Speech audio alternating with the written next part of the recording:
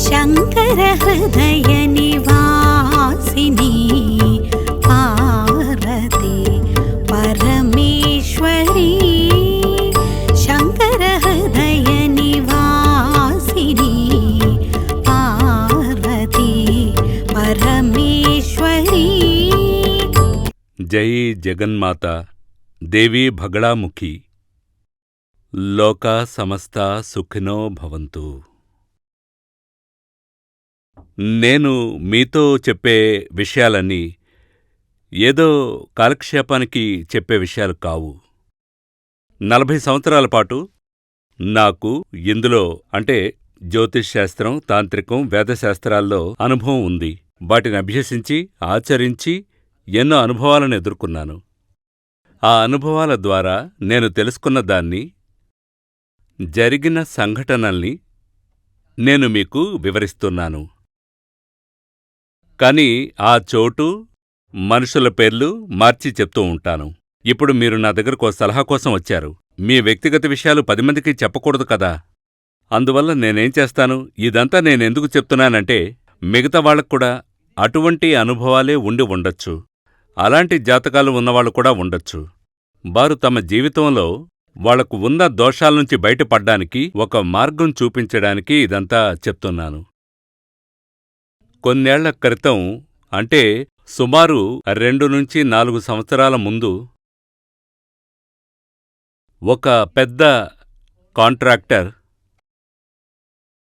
ఆయన గవర్నమెంట్లో ఇండియాలో ఉన్న అన్ని స్టేట్స్లోనూ, అన్ని రాష్ట్రాల్లో, అంతేకాదు విదేశాలలో కూడా, అదే మలేషియాలో బిజినెస్ చేస్తున్నారు. ఈ ఓవర్ బ్రిడ్జ్ నిర్మాణం చేస్తుంటారే, ఫ్లైఓవర్ బ్రిడ్జ్, అది చిన్న రైల్వే ట్రాక్, ఇలాంటి నిర్మాణ పనులు చేపడుతూ ఉంటామని ఆయన చెప్పారు.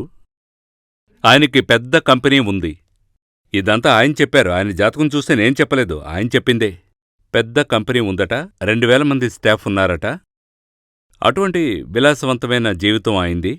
ఇప్పుడు ఆయన నా దగ్గరికి ఎందుకొచ్చారంటే, కేరళలో ఆయన ఒక బైపాస్ రోడ్డు నిర్మాణం చేపడుతున్నారట. దానికి టెండర్ నాకొచ్చింది. దాని నిర్మాణం నేనే స్వయంగా చూడనా, లేదంటే సబ్ కాంట్రాక్టుగా ఎవరికైనా ఇవ్వచ్చా? నాకు గవర్నమెంట్ నుంచి వచ్చింది, దాన్ని మరొకరికి హ్యాండోవర్ చేయొచ్చా ఒక మార్జిన్ పెట్టుకుని? ఎందుకంటే కేరళలో సమ్మెలవి ఎక్కువగా జరుగుతూ ఉంటాయి. సమ్మె జరిగితే కార్మికులు రారు, అందుకే నాకు భయంగా ఉంది. ఈ సందేహం అడగడానికే ఆయన నా దగ్గరకొచ్చారు. అప్పుడు ఆ విషయాలన్నీ జాతకం చూసి, ప్రశ్న వేసి, ఆయన సందేహాలన్నీ తీర్చాను. మీరే స్వయంగా కాంట్రాక్ట్ తీసుకోవచ్చని చెప్పాను. అది మంచి విషయమే. ప్రజల నుంచి గాని, రాజకీయ నాయకుల నుంచి గాని, గవర్నమెంట్ నుంచి గాని ఎటువంటి అడ్డంకులు రావని నేను ఆయనతో చెప్పాను. ఇదంతా చెప్పి పూర్తయిన తర్వాత ఆయన భార్యాభర్తలు ఇద్దరూ వచ్చారు. వాళ్ళిద్దరూ ఒకరితో ఒకరు దేని గురించో చెవిలో గుసగుసలాడుకున్నారు. విషయం ఏంటని వాళ్ళని అడిగాను. అది మా పిల్లలకు పెళ్లి చేద్దామని అనుకుంటున్నాం, వాళ్ల జాతకం చూసి కాస్త చెప్తారా అని అడిగారు.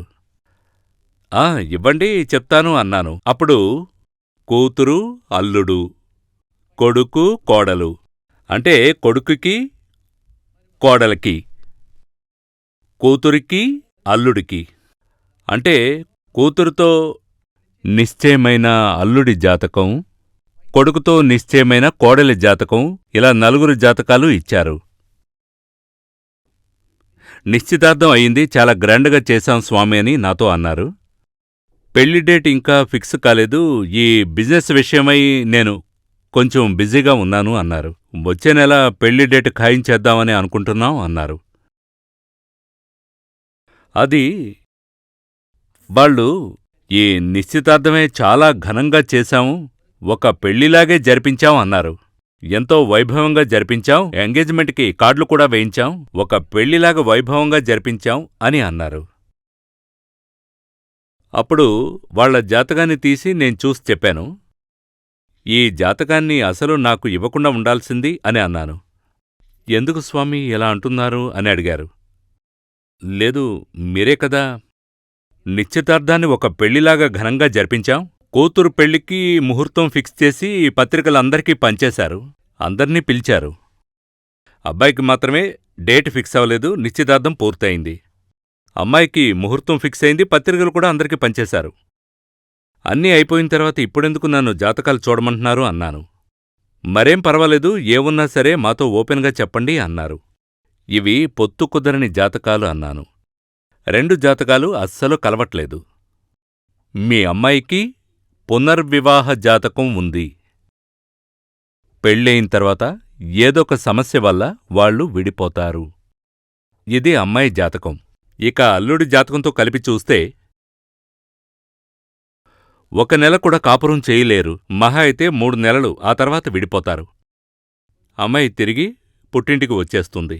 ఇలా అని చెప్పాను. ఆయన భార్య ఏడవడం మొదలుపెట్టింది. ఏంటి స్వామీ ఈ విధంగా చెప్తున్నారు? మేము చాలా చోట్లకు వెళ్ళి చూపించాం. వాళ్ళందరూ చూసి బావుందని చెప్పిన తర్వాతే మేము ఈ పనులన్నీ చేశాం. మీరేంటి ఇలా చెప్తున్నారని అడిగారు. ఇది శాస్త్రం కదా, మరి అలాంటప్పుడు అందరూ ఒకేలా చెప్పాలి కదా అని అడిగారు. వాళ్ళడిగింది 100% నిజమే. కాని శాస్త్రాన్ని చదివినంత మాత్రాన సరిపోదు. అనుభవం కూడా ఉండాలి. అంతకు మించి దైవకృప ఉండాలి. నేను వాళ్ళతో అన్నాను, శాస్త్రం చదివితే సరిపోదు, ఆచార్యులకు అనుభవం ఉండాలి, దైవకృప కూడా ఉండాలి అని. నేను చదివిన శాస్త్రం ప్రకారం ఇదింతే. మీరు ఈ వివాహాన్ని ఇంతటితో ఆపేయండి. లేదంటే కూతురికి ఇంకొక వివాహం చెయ్యాల్సి వస్తుంది. అందులో ఎలాంటి మార్పు ఉండదు. వాళ్ళు నాతో వాదించారు, అలా జరగడానికి అవకాశం లేదు అని. వాళ్ళది సాంప్రదాయమైన ఫ్యామిలీ, వాళ్ల మధ్య గొడవలు రావు. నా కూతురు చాలా మంచి పిల్ల, ఎట్టి పరిస్థితుల్లోనూ అలా జరగదు అన్నారు. నేనన్నాను, మీ అమ్మాయిని చూడలేదు, మీ అబ్బాయిని చూడలేదు, నేను కేవలం జాతకం చూశానన్నాను. ఈ జాతకం ప్రకారం ఇలాగే జరుగుతుంది. ముందుగా మీరు మీ అమ్మాయికి మాంగల్య దోషం ఉంది కాబట్టి ఏదైనా పరిహారం చేశారా అని అడిగాను. లేదు, మాకొక గురువుగారున్నారు, ఆయనే మాకోసం పూజలవి చేస్తుంటారు అన్నారు. కాని మా అమ్మాయికి మాంగల్య దోషం ఉందని ఇప్పటివరకు ఎవరూ చెప్పలేదన్నారు. అంటే జ్యోతిష్శాస్త్రం తెలిసిన వాళ్ళు మీ జాతకాల్ని చూడలేదు అన్నాను. ఇందులో మార్పేమీ లేదు. సరే, ఏదైనా పరిహారం చేస్తే మారుతుందా అని అడిగారు. అది జరగని విషయం. ఎన్ని పరిహారాలు చేసినా కూడా ఈ అమ్మాయి అబ్బాయి జాతకాలు కలవనే కలవవు. మహా అయితే వాళ్ళిద్దరూ 2-3 నెలలు మాత్రమే కలిసుంటారు. తర్వాత కొడుకు జాతకం తీసి చూశాను. అది కూడా సేమ్ అలాగే ఉంది. కొడుకుకైతే అసలు పెళ్ళే జరగదు, పెళ్లికి ముందే విడిపోతారు. ఒకవేళ పెళ్లి జరిగినా కూడా 15-20 రోజులు మాత్రమే, 1 నెల కూడా వాళ్ళు కలిసుండరు. అక్కడితో ఆయన ఆ టాపిక్ని ఆపేశారు. సరే, కేరళలో బైపాస్ నిర్మాణం విషయంలో ముందుకు వెళ్ళొచ్చా అని ఆవిడ అడిగారు. కేరళ విషయంలో ఎటువంటి ఇబ్బంది ఉండదు, అది స్మూత్గానే సాగుతుంది అన్నాను. పరిహారాలేవి అక్కర్లేదు. కాకపోతే ఆ నిర్మాణం జరుగుతున్న రోడ్డు పక్కన ఏదైనా దేవాలయం ఉంటే ఆ దేవాలయానికి వెళ్ళి దర్శించుకోండి అన్నాను. అక్కడ దేవునికి కానుకలు సమర్పించండి, అది చాలు అన్నాను. ఏదైనా పని ప్రారంభించేటప్పుడు గణపతి పూజ చేస్తాం కదా, ఆ విధంగా చెయ్యండి, అది సరిపోతుంది అన్నాను. మళ్ళీ వాళ్ళకి ఇంకో సందేహం వచ్చింది. నన్నడిగారు, మీరు చెప్పింది నిజమా స్వామీ, మా అమ్మాయి జీవితం ఇలా అవుతుందా అని అడిగారు. అప్పుడు నేనన్నాను, మీరొక స్టాంప్ పేపర్ తీసుకురండి, నేను దానిమీద రాసిస్తానన్నాను. దాన్ని లామినేట్ చేసి ఫ్రేమ్ కట్టి బెడ్రూంలో పెట్టుకోండి. రోజూ దాన్ని చూడొచ్చు, అందుకే అక్కడ పెట్టమన్నాను. ఎందుకంటే ఖచ్చితంగా నేనేం చెప్పానో అది జరిగి తీరుతుంది. ఇది నేను చెప్పట్లేదు, జాతకం చెప్తోంది అన్నాను. వాళ్ళు బిక్కుమొహాలేసుకుని తిరిగి వెళ్ళిపోయారు.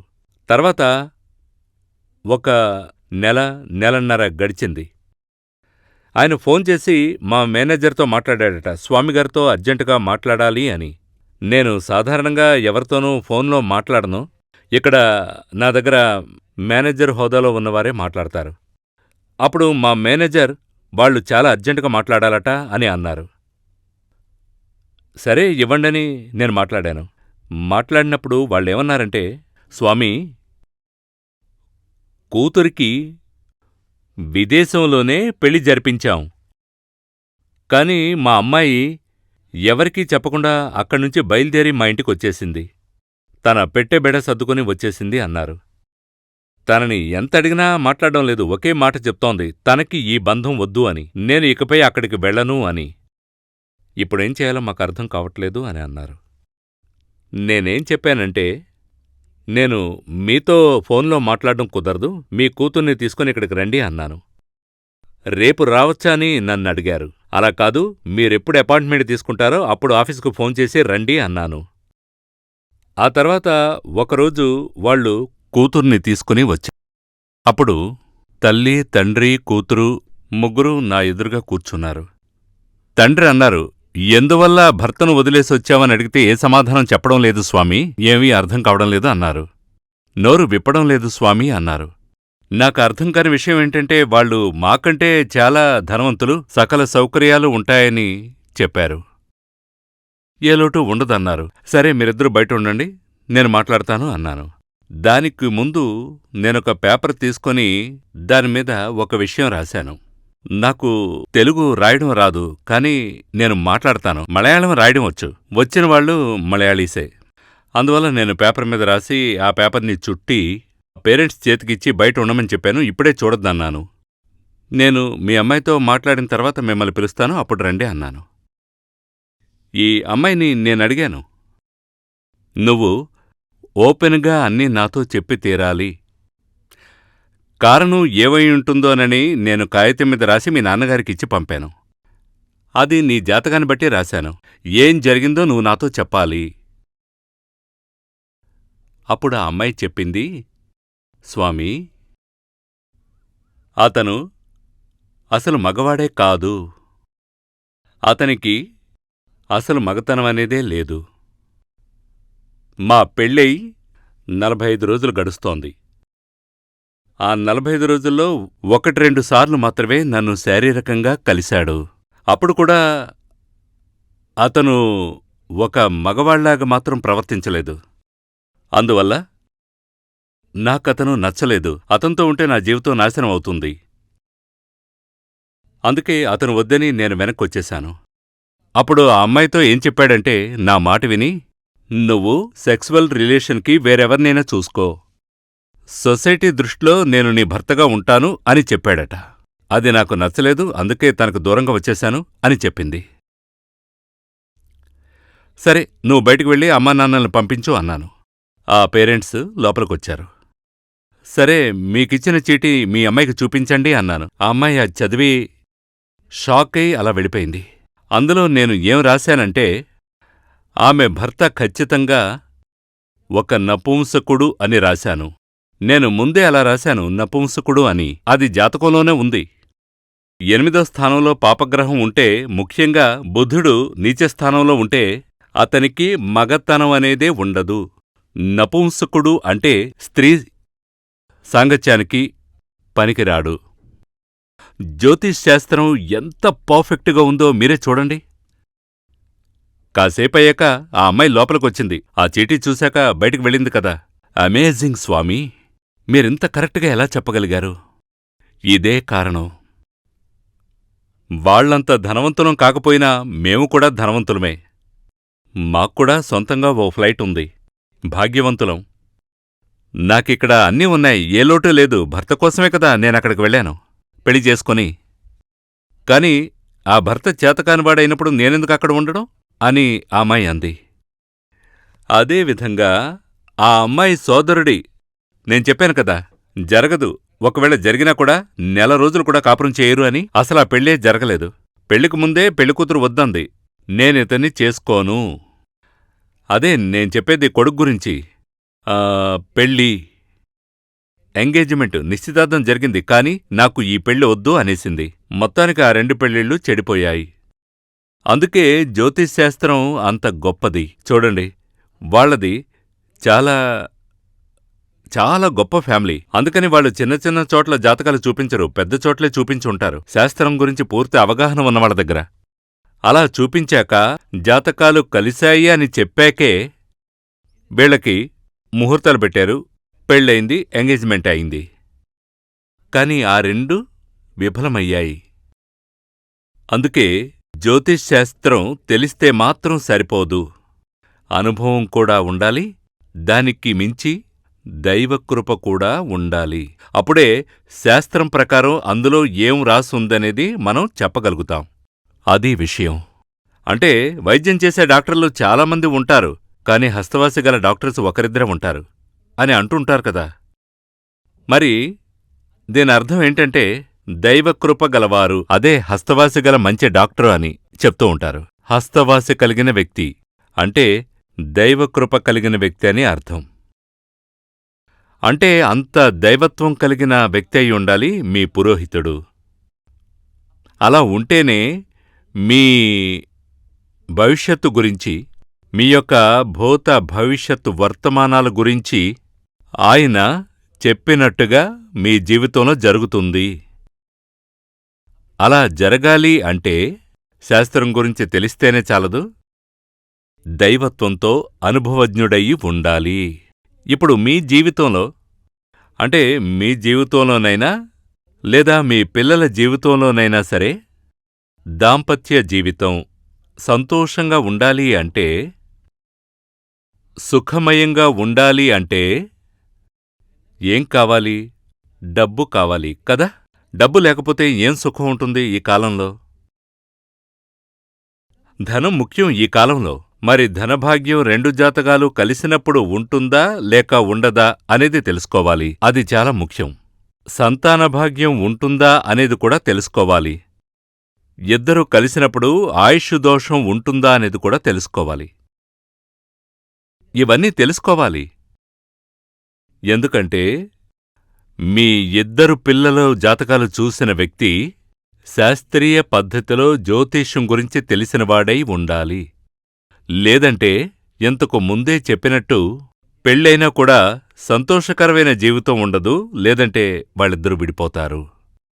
ఇప్పుడు ఒక్క నెలలో, అదే ఈ కరోనా 2వ స్టేజ్ రావడానికి ముందు హైదరాబాదులో సుమారు 120 జాతకాల పైనే చూశాను. వాటిలో 60 కంటే ఎక్కువ జాతకాలను నాకు చూపించడానికే వచ్చినవాళ్లు వివాహ రద్దుకి సంబంధించిన కేసులే, డివోర్సులు, వాటికోసమే వచ్చారు. కొంతమంది 5 ఏళ్లుగా కేసు నడుస్తోందన్నారు, కొంతమంది 3 ఏళ్లుగా కేసు నడుస్తోందన్నారు, ఏడాదిగా కేసు నడిచేవాళ్లు కొంతమంది. కేసుకు వెళదామా లేదా మ్యూచువల్ అండర్స్టాండింగ్తో విడిపోవచ్చా అని అడిగారు. అసలు దీనంతటికీ కారణం ఏంటి? సరైన వ్యక్తికి జాతకాలు చూపించకుండా పెళ్లి చేయడమే. అందులో ఎక్కువగా లవ్ మ్యారేజ్లే ఉన్నాయి. ఈ లవ్ మ్యారేజ్లు ఇప్పుడు మీరే చూడండి. కోర్టుకు వెళితే గనక కొన్ని వేలల్లో డివోర్స్ కేసులుంటాయి. వాటిలో 50% కంటే ఎక్కువ, 60% కంటే ఎక్కువ అనుకోండి, ఖచ్చితంగా ప్రేమించి పెళ్లి చేసుకున్న వాళ్ళ కేసులే ఎక్కువ. దానికి కారణం ఏంటంటే ఈ కాలంలో దైవ నమ్మకం, ఈశ్వరారాధన, తల్లిదండ్రుల్ని గౌరవించడం ఇవేమీ లేవు. అందువల్ల దైవకృపే లేదు. ఒకరికొకరు చూసుకుంటున్నారు, ప్రేమించుకుంటున్నారు, లవ్ చేసుకుంటున్నప్పుడు అమ్మాయి యాక్ట్ చేస్తోంది, అబ్బాయి యాక్ట్ చేస్తున్నాడు. ఈ యాక్టింగ్లోనే అలా కొంతకాలం ప్రేమించుకుంటున్నారు, పెళ్ళవుతుంది. ఆ తర్వాత వాళ్ళిద్దరూ కలిసి ఒక ఇంట్లో ఉన్నప్పుడు ఈ యాక్టింగ్ అంటే ఈ ముసుగు పూర్తిగా తొలగిపోతుంది. అప్పుడే నిజమైన స్వరూపం బయటపడుతుంది. అబ్బాయికి అమ్మాయికి కూడా ఒకరికొకరు నచ్చకపోవడం, గొడవలు పడ్డం, ఇద్దరూ కొట్టుకుంటారు, విడిపోవాలనుకుంటారు, కోర్టు వరకు వెళతారు. ఇలా ఎవరూ కోర్టుకు వెళ్లొద్దు. ఎందుకంటే కోర్టుకు వెళితే మీ జీవితమే కదా నాశనమయ్యేది. 5 ఏళ్లపాటు 30 ఏళ్ల వయసులో డివోర్స్ కోసం కోర్టుకు వెళితే 5 ఏళ్లు గడిచిపోతాయి. అన్నేళ్లు కేసు నడుస్తుంది, 35 ఏళ్లొస్తాయి. ఆ తర్వాత ఇంకో అమ్మాయిని చూసుకుని పెళ్లి సంబంధం కుదుర్చుకొని ఈ తతంగానికి 2 ఏళ్లు గడిచిపోతాయి. అంటే మీ యవ్వనమంతా వృధా అవుతోంది కదా. ఇది అమ్మాయికైనా అబ్బాయికైనా ఒకటే కదా. భాగస్వామి నచ్చలేదా, ఒక మంచి అడ్వకేట్ని కలవండి, మ్యూచువల్గా విడిపోండి, చక్కగా ఇంకో పెళ్లి చేసుకోండి. యవ్వనకాలం అయిపోయిన తర్వాత, యవ్వనమంతా వృధా అయిన తర్వాత సెక్సువల్ లైఫ్లో ఇక ఏ సుఖం ఉంటుంది? అందుకని పెళ్లి చేసుకోవడం ఎందుకు? సెక్సువల్ సాటిస్ఫాక్షన్ ఉండడం కోసమే. అందుకని జీవితం నచ్చలేదా, ఒకరిమీద ఒకరికిష్టం లేదా, సంతోషంగా నలుగురు పెద్దవాళ్లతో కలిసి కూర్చుని మాట్లాడి ఓ అడ్వకేట్ని పిలిచి మ్యూచువల్గా విడిపోండి. కొత్త జీవితాన్ని ప్రారంభించండి. కానీ దానికి ముందు ఎందువల్ల ఈ విధంగా జరిగింది అని ఓ మంచి జ్యోతిష్యం తెలిసిన ఆచార్యుల్ని కలిసి వారి దగ్గర్నుంచి ఓ మంచి సలహా తీసుకోవడం మంచిది. జై జగన్మాత బగళాముఖి సమస్త భక్తానాం సర్వాభీష్టం సాధయ సాధయ క్రీం ఓం స్వ. శ్రీ సూర్యమంగళం అద్వైత వేద విద్యాపీఠంలో తాంత్రిక పూజల్లో సిద్ధహస్తులైన ఎందరో ఆచార్యులు అమావాస్య, పౌర్ణమి రోజుల్లో ప్రత్యేక యాగాలు నిర్వహిస్తారు. ఈ యాగాల్లో పాల్గొనడం ద్వారా తల్లి శ్రీ బగళాముఖీదేవి అనుగ్రహం వల్ల సర్వదోషాలూ పోయి సకల సౌభాగ్యాలు మనకు కలుగుతాయి.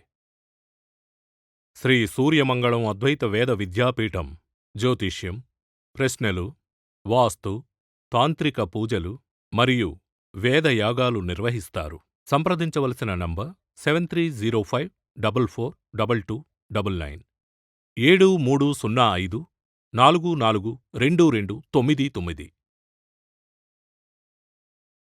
చెన్నై, కోయంబత్తూర్, బెంగళూరు, హైదరాబాద్, విజయవాడ, ఢిల్లీ, ముంబై, తిరునల్వేలి, టెక్సాస్.